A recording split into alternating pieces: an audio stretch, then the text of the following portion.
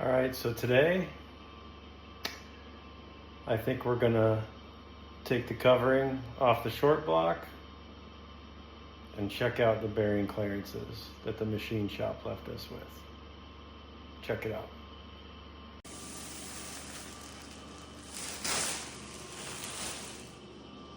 There she is.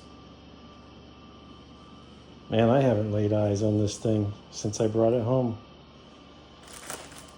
Never even really got to check it out all that close. It was raining that day, and man, I just wanted to get it tucked up in here safe and sound.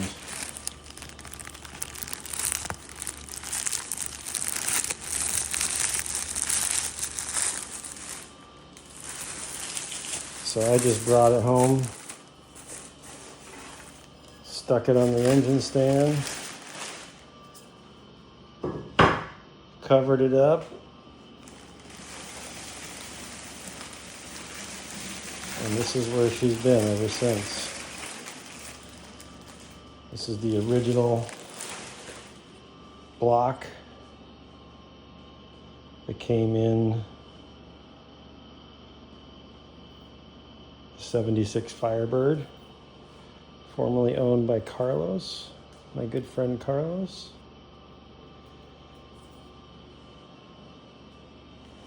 You can see here there's some, they decked this block, but there's some spots here that were around the water passages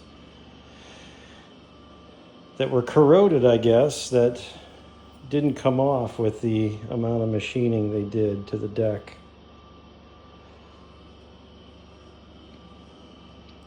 I'm going to grab a light real quick so we can see things a little bit clearer.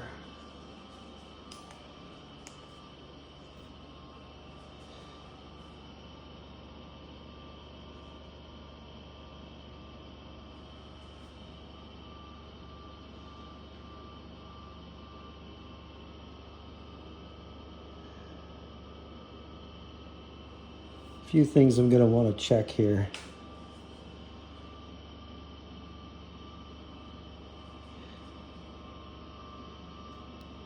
See that cam bearing there?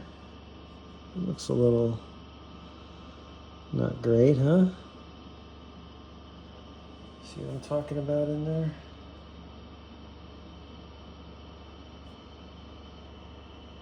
I'll be checking that out. Shaky hands, sorry about that. Everything looks fairly clean. There's definitely some dirt in there already. And there.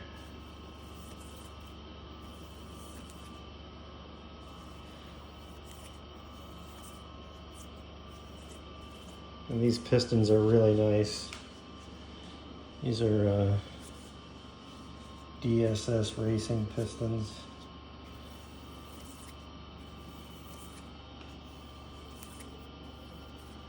And that one's got a little scratch there. Look at that. See that? Wonder what's going on there. Probably just the ends of the rings. There's one, two. In there. There's definitely some dirt in here.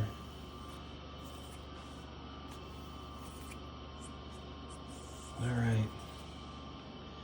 What I think I'll do is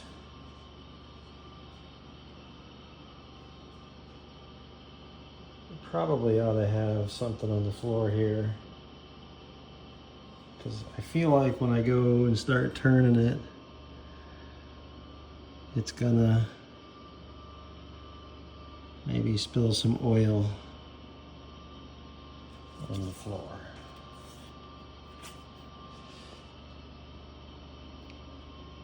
Looks like maybe they honed out my lifter bores, which is nice.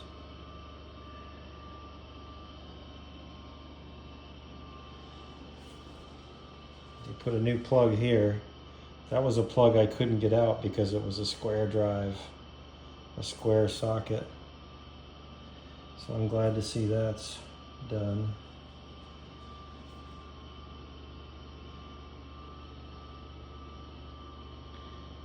Just looking at the thread holes real quick here. I don't know if they chased them or not. On the Pontiac, those head bolt holes, none of them go into the water jacket. They're all blind holes. So you don't get that, you know, sealant residue that you would on some other engines. All right, I'm gonna set you down, and what I really want to do is turn this thing over, see if I'm at top dead center.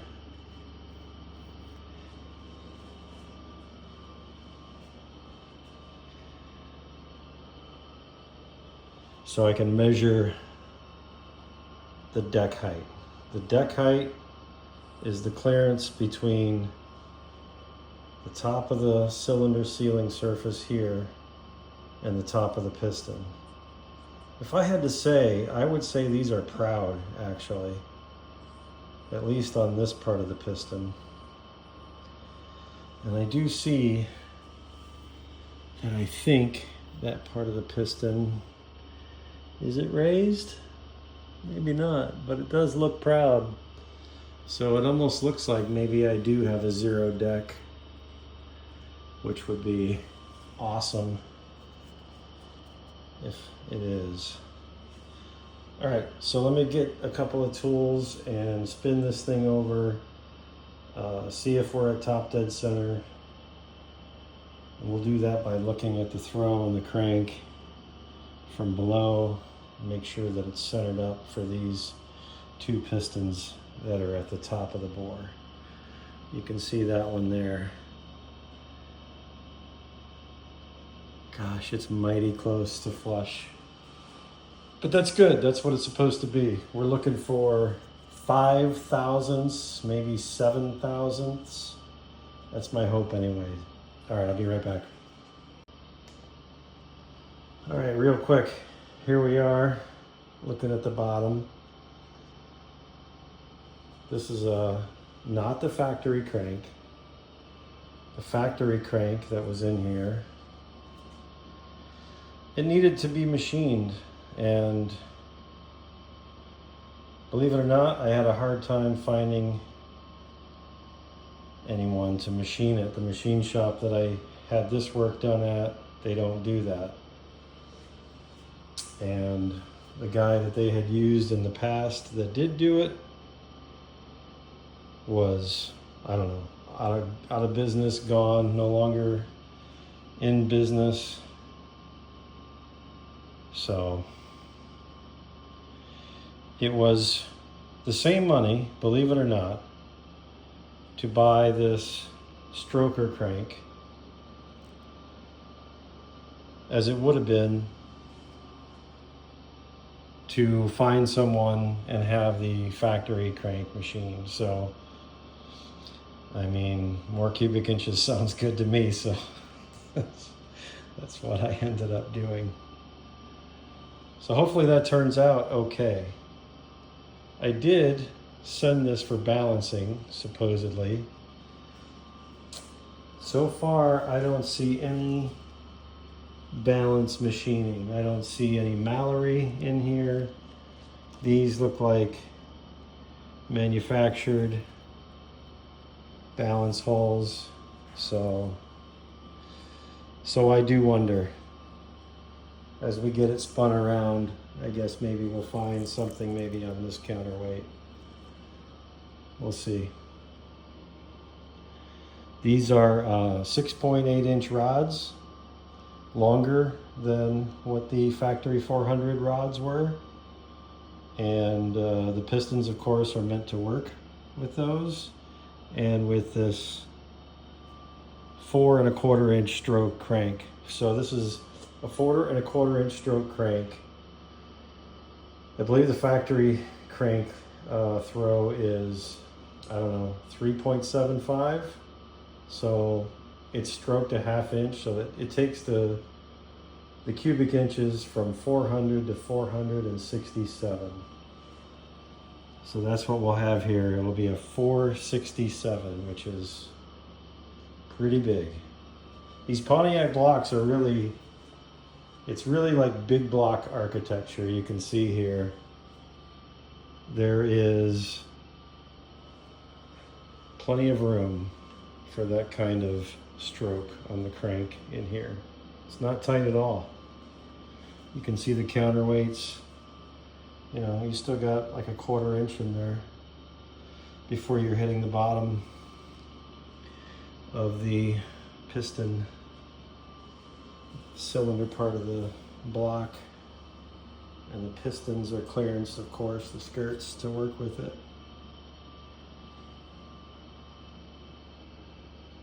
So I am, you know, dripping some oil and assembly lube down here on the floor. It's not a lot though. Not overly concerned about it. I figured it was just faster to go ahead and get these things, get this thing flipped over, and get some video. So, with regard to top dead center, number 5 here is one that's at the top, and I can see that the crank throw is pretty close, but maybe not quite at top dead center. So I do have a tool here. I need the key. I need the key for the crank snout, but I do have a tool that fits on the crank snout that will allow us to turn it over. So let me go get that. Let me get set up. We'll get this thing set up at top dead center, and then we'll do some measuring. Okay, this is difficult to show with 2 hands in the camera. So I've got my feeler gauges here. I've got 3 thousandths, 2.5 thousandths, and 2 thousandths. This is piston number 8. So it's passenger rear. I'm measuring across the same parallel with the wrist pin because the pistons do rock in the cylinder a little bit. So I've got this straight edge here, and I can fit the 2 thousandths under there pretty good. The 2.5 thousandths will go under, but there's a little bit of a drag on it. We've got the same story over here at the other piston that happens to be at top dead center right now. This is number 5, so the 3rd one back from front on the driver's side. Same feeler gauges. I realize it's upside down for you. This is 2.5 thousandths, fits through there nicely. 2 thousandths, of course, fits through beautifully. 3 thousandths will not fit. So I'm gonna call these right at 2.5 thousandths deck height, which is unbelievably tight, which is it's perfect. It's what we want to have, because we want our quench area between the flat part of the piston and the flat part of the cylinder head that's on top of that. We want that as tight as possible, and you know, without being overly tight because of thermal expansion. You don't want it like probably less than 30 thousandths. The head gasket that sits here, when it's tightened down, usually about 39 thousandths. So essentially our deck height, our quench area will be, I don't know, 41.5 thousandths, something like that, which is ideal. We want it less than 50 thousandths. So I'm super thrilled about that.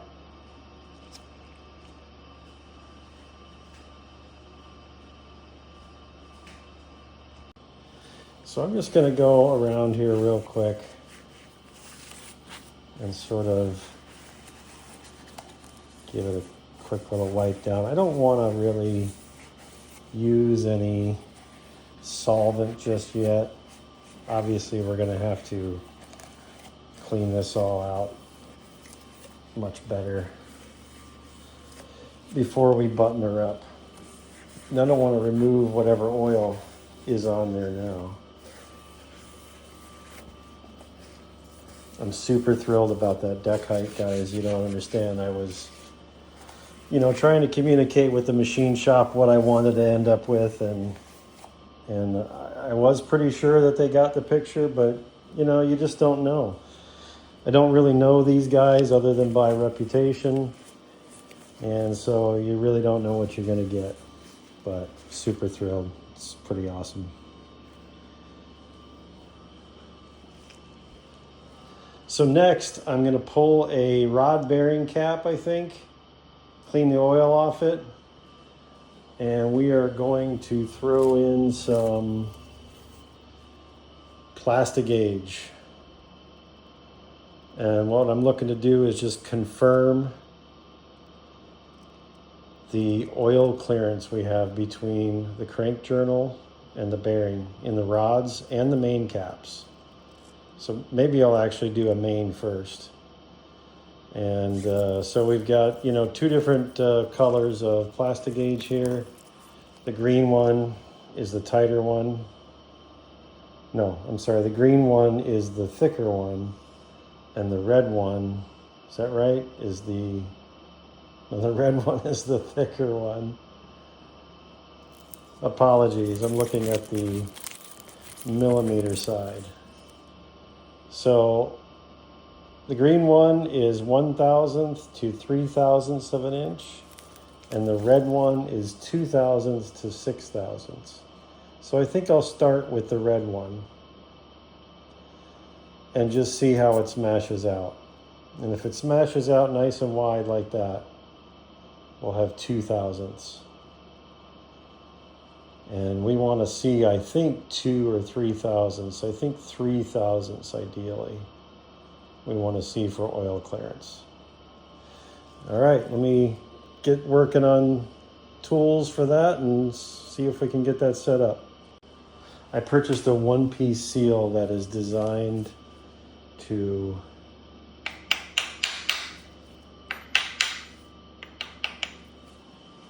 go in the same groove as a factory two-piece seal. And I did that because those old school rope style two-piece seals are just notorious for leaking. All right, so I see we've got a little bit of wear already on the surface right there. See that? So that might make us a little tight. In order for Plastigage to work correctly, if I'm not mistaken, you've got to remove any oil or lubrication that might be on there. I do have a bottle of assembly lube here. These are Cleveite bearings. I don't think that's what they used. I don't think this is red. Could be wrong. Let me put you down a sec. All right, I took loose this front bearing cap, number 1. Pontiac marks them for you. 1, 2, 3, 4. And then the main's not marked, but you can't mistake it. It's huge. I don't really want to take them all off. I really don't want to take the main off in the back because that bearing also has a one-piece seal that I really don't want to disturb. This is a two-piece seal, rear main seal, original design from the factory. And so I guess what I'm really just looking here for is some confirmation that the bearing clearances are going to be where we need them to be. So just want to make sure. Trust issues, I guess you could say. Now, you've heard a lot about this stuff over the years. I've never actually used it. So I'm going to take a minute here and try to figure it out. And when I get a piece of this off and laid in place, I'm going to shoot that, and then we'll torque the bearing cap back into place. And once we do that, we will take it off again and give it a measure, see where we're at. Be right back. I was wrong. It does look like the same stuff. Good. More brittle than I thought it would be. So let's grab the main bearing cap.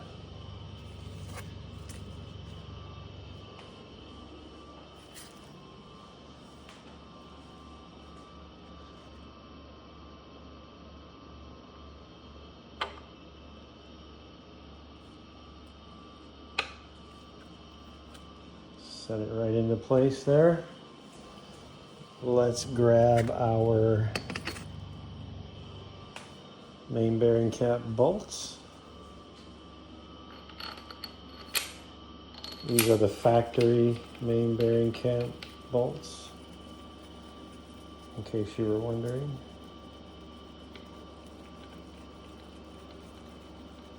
After I took these, after the machine shop had, after I picked up the block actually from the machine shop,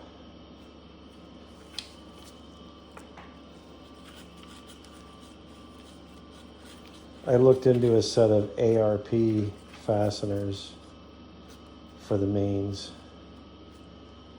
And then I found them, of course. And then I read on there something to the effect of, using these fasteners may create more clamping force than factory. And so if your machine work has been done with the factory fasteners, ARP fasteners may change the bearing clearances. So I decided not to do that. But I did get new head bolts because I think that's probably more important. All right, let me look up the torque specs. I've got a beautiful brand new proto click style 1/2-inch drive torque wrench here. It's beautiful. I've never used it. So this will be our first go around. I'm going to look up the spec. We'll go ahead and torque those down, and I'll bring you right back. Maybe I'll probably just go ahead and torque them. It's going to be hard for me to shoot that and do it at the same time. And then I will take them loose again. And after that, I'll turn on the video and we'll knock the bearing cap loose and take a look at how the plastic gauge looks. Be right back. All right, I torqued them up. Took the cap back off. Come on, focus.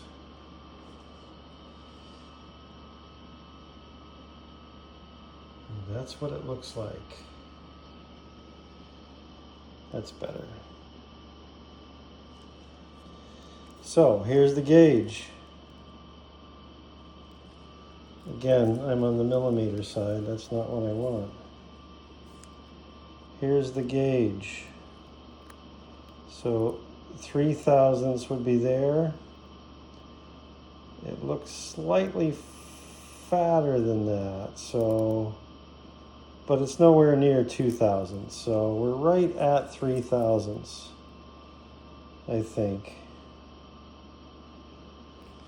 Maybe just a hair under, which I think is really good. Here's the bearing side of it, if you can see. And I'll hold the gauge up next to that. Looks like 3/1000 all day long there. Got the plastic gauge cleaned off, both the bearing and the crank journal. I'm going to go ahead and Get a bunch of assembly lube back in this thing.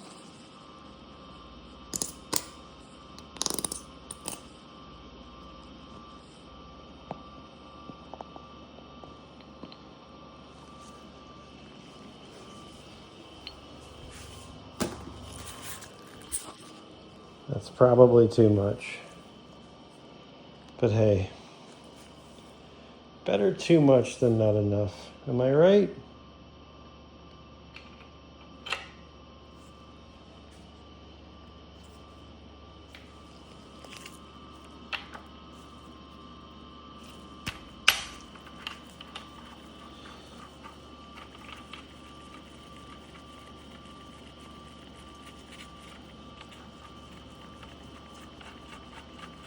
And we'll get this torque back down.